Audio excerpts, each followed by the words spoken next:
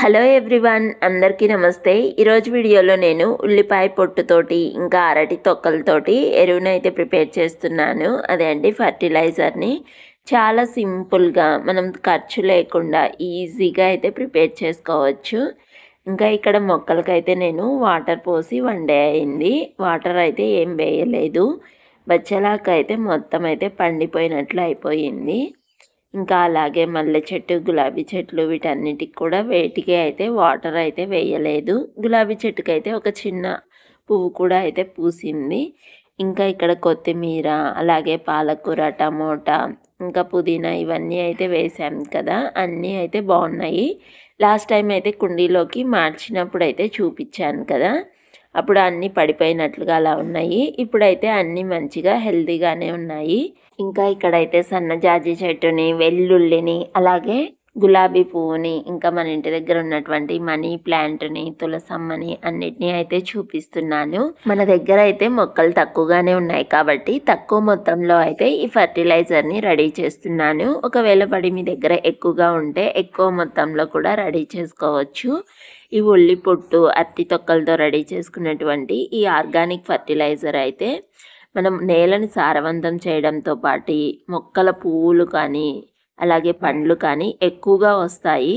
ఇంకా ఇక్కడైతే ఫస్ట్ అయితే 2 ఖాళీ డబ్బాలను తీసుకొని ఒక డబ్బాలో అయితే ఉల్లిపాయ పొట్టునైతే మొత్తం వేసుకున్నాను, నా దగ్గర ఉన్న వాటిని.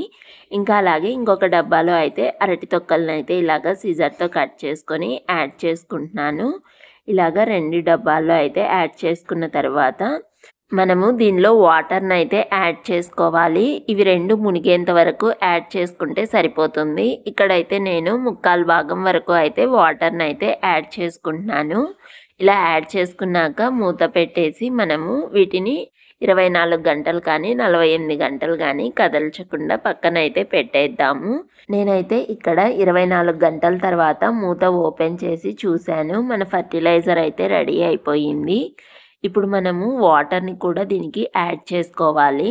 ఫస్ట్ అయితే నేను ఈ ఉల్లిపాయ పొట్టుని, అరటి తొక్క వాటర్ని రెండింటిని అయితే ఇలా ఒక బకెట్లోకి అయితే తీసుకునేసి ఈ ఉల్లిపాయ పొట్టు, అరటి తొక్కలను అయితే పక్కకైతే తీసేసుకుందాము. ఇప్పుడు దీన్ని నేను 1:5 రేషియోలో అయితే ప్రిపేర్ చేస్తున్నాను.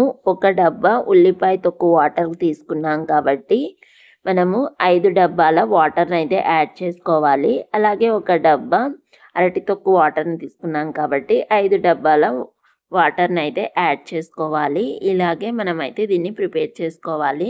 24 గంటలు అయితే అలానే ఉంచాను కాబట్టి 1:5 రేషియో అయితే ప్రిపేర్ చేస్తున్నాను. మనము ఇలా కాకుండా 48 గంటలు కనుక అలానే ఉంచితే 1:10 రేషియోలో అయితే మనము ఈ ఫర్టిలైజర్ని అయితే ప్రిపేర్ చేసుకోవాలి.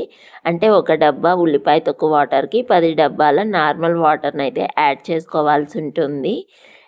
ఇలాగైతే మనము ఈ ఫర్టిలైజర్ని అయితే రెడీ చేసుకున్న తర్వాత ఇప్పుడు ఈ వాటర్ని అయితే మనము మొక్కలకైతే స్ప్రింకిల్ చేసుకోవడమే. ఇవి చిన్న చిన్న మొక్కలు కాబట్టి జస్ట్ వాటర్ని అయితే స్ప్రింకిల్ చేసినట్లయితే యాడ్ చేస్తున్నాము.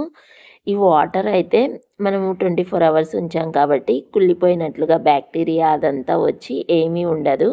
అలా కాకుండా ఒక 3-4 డేస్కి అలా ఉంచితే కనుక బ్యాక్టీరియా మొత్తం ఫామ్ అయి ఉంటుంది. అందుకే 24 అవర్స్ కానీ 48 అవర్స్ కానీ అలా పెట్టుకునేసి తర్వాత వాటర్ని అయితే ఇలా మొక్కలకైతే యాడ్ చేసుకోవాలి. మనకు చాలా యూజెస్ అయితే ఉంటాయి ఇలా యాడ్ చేసుకోవడం వలన. మరి చాలా సింపుల్ కదా ఈ టిప్ అయితే. ఇలాగ నేనైతే ఈ చెట్లన్నిటికీ అయితే వాటర్ని అయితే వేసేసాము. ఇలాగే అన్ని మొక్కలకు అయితే వాటర్ని అయితే యాడ్ చేసేసాము. మరి ఈ వీడియో మీ అందరికీ నచ్చింది అనుకుంటున్నాను. నచ్చితే please like, share and subscribe to our channel. Next వీడియోలో మళ్ళీ కలుద్దాం. Bye bye.